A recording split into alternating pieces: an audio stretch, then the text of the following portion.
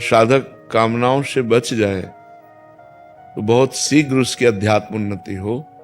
जैसे संत वेश में है, हमारा एक ही कार्य है, इन किन प्रकारेण हम अपने मन को भगवान में लगावें।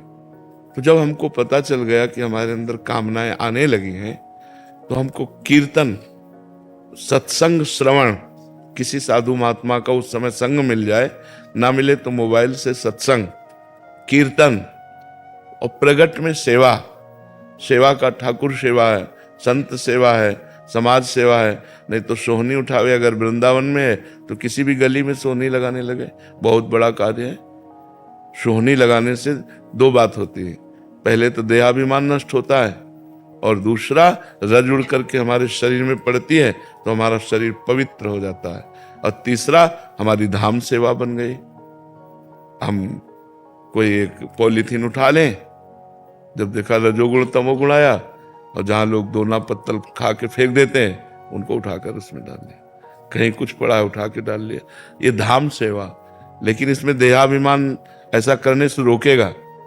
तो जब हमारे अंदर तामसिक वृत्ति आती है, द्वेष का चिंतन होता है, मन नहीं लगता भजन में, एक प्रमाद स्थिति होती है, निद्रा आलस्य प्रमादोत्तम तत्तामस मुदाहृतम।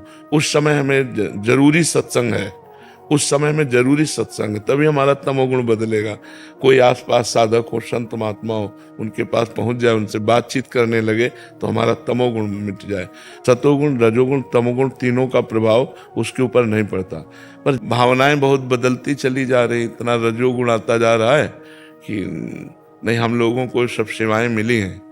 गुरुजन धाम सेवा करा करके देहाभिमान गलित कर देते हैं। तो अब देखो, अपने में इतनी सामर्थ्य कहाँ रह गई कि कोई खा के फेंक दे कुल्हड़ पत्तल, और हम उनको पॉलीथीन में करके जगह साफ करें। हमारा धाम है, ये वृंदा विपिन धाम है, हम कोई थूक दिया उसको, हमने उठाकर पॉलीथीन में डाल दिया, साफ करते। इससे बहुत जल्दी रजोगुण तमोगुण नष्ट हो जाता है।